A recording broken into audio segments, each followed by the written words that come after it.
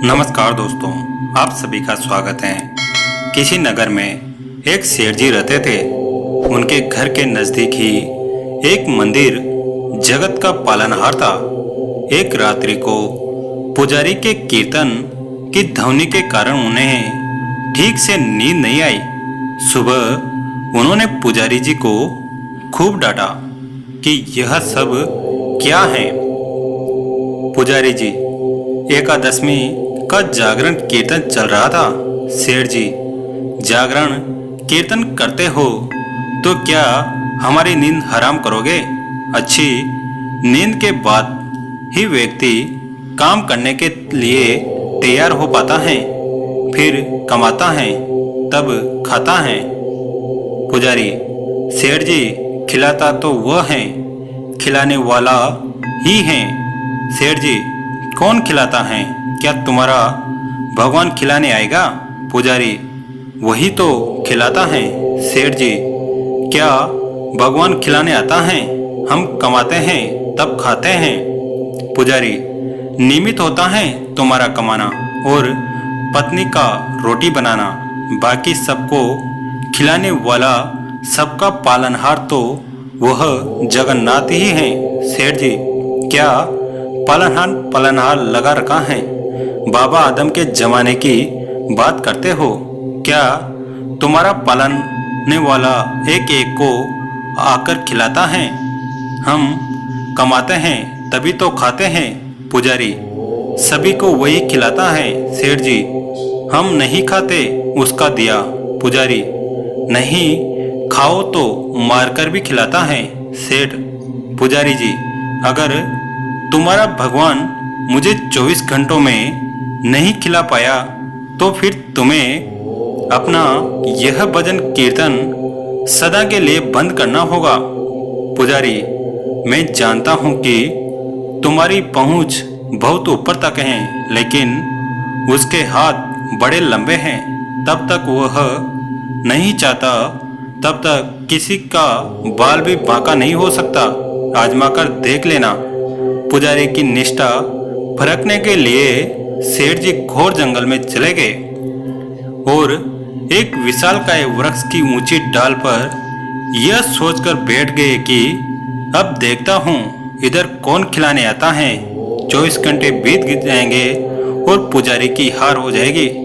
सदा के लिए कीर्तन की झंझट मिट जाएगी। तभी एक अजनबी आदमी वहां आया।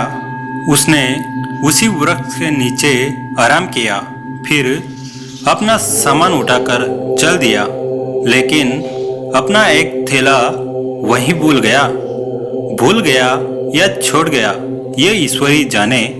थोड़ी देर बाद 5 डकैत वहां पहुंचे। उनमें से एक ने अपने सरदार से कहा, उस्ताद, यहाँ कोई थैला पड़ा है। क्या है? जरा देखो। खोलकर देखा तो उसमें गर्मा गर्म भोजन से भरा टिफिन था।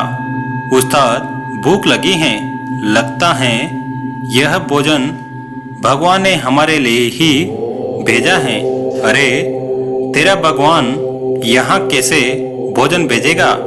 हमको पकड़ने या फंसाने के लिए किसी शत्रु ने जहर वर डालकर यह टिफिन यहाँ रखेगा, अथवा पुलिस का कोई षड्यंत्र होगा। इधर उधर देखा, जरा कौन रखकर गया है। उन्होंने इधर उधर देखा, लेकिन कोई भी आदमी नहीं दिखा। तब डाकुओं के मुखिया ने जोर से आवाज लगाई, कोई हो तो बताए कि यह थैला यहाँ कौन छोड़ गया है। सेठ जी ऊपर बैठे बैठे सोचने लगे कि अगर मैं कुछ बोलूंगा तो ये मेरे गले पड़ जाएंगे। वे तो चुप रहे, लेकिन जो सबके हृदय की धड़कनें चलाता है, भक्त वत्सल है, वह अपने भक्त का वचन पूरा किए बिना शांत नहीं रह सकता। उसने उन डकैतों को प्रेरित किया, उनके मन में प्रेरणा दी कि ऊपर भी देखो। उन्होंने ऊपर देखा तो वृक्ष की डाल पर एक आदमी बैठा हुआ दिखा। डकैत चिल्लाए, अरे नीचे उतर, सेठ जी बोले। मैं नहीं उतरता। डकैत, क्यों नहीं उतरता? यह भोजन तूने ही रखा होगा। सेठ जी, मैंने नहीं रखा, कोई यात्री अभी यहाँ आया था, वही इसे यहाँ भूलकर चला गया। डकैत, नीचे उतर, तूने ही रखा होगा जहर मिलाकर, और अब बचने के लिए बहाने बना रहा है। अब तुझे ही यह भोजन खाना पड़ेगा। सेठ जी, मैं नीचे नहीं उतरूंगा और खाना तो मैं कतई नहीं खाऊंगा। डकैत, पका तूने खाने में जहर मिलाया होगा। अब नीचे उतर और मैं यह तो तुझे ही खाना होगा। सेठ जी, मैं नहीं खाऊंगा, नीचे भी नहीं उतरूंगा। अरे कैसे नहीं उतरेगा? सरदार ने एक आदमी को हुक्म दिया, इसको जबरदस्ती नीचे उतारो। डकैत ने सेठ को पकड़कर नीचे उतारा। डकैत, ले खाना खा। सेठ जी, मैं नहीं खाऊंगा। उस्ताद ने चाटा से उसके मुंह पर तमाचा जड़ दिया। सेठ को पुजारी जी की बात याद आ गई कि नहीं खाओगे तो मारकर भी खिलाएंगा। सेठ फिर बोला, मैं नहीं खाऊंगा। डकैत, अरे कैसे नहीं खाएगा? इसके नाक दबाओ और मुंह खोलो। डकैतों ने सेठ की नाक दबाई, मुंह खुलवाया और जबरदस्ती खिलाने लगे। वे नहीं खा रहे थे तो डकैत उन्हें पीटने लगे। तब सेठ जी ने सोचा कि ये 5 हैं और मैं अकेला हूँ, नहीं खाऊंगा तो ये मेरी हड्डी पसली एक कर देंगे। इसलिए चुपचाप खाने लगे और मन ही मन कहा, मान गए, मारकर भी खिलाता है। डकैतों के रूप में आकर खिला, चाहे भक्तों के रूप में आकर खिला, लेकिन खिलाने वाला तो तू ही है।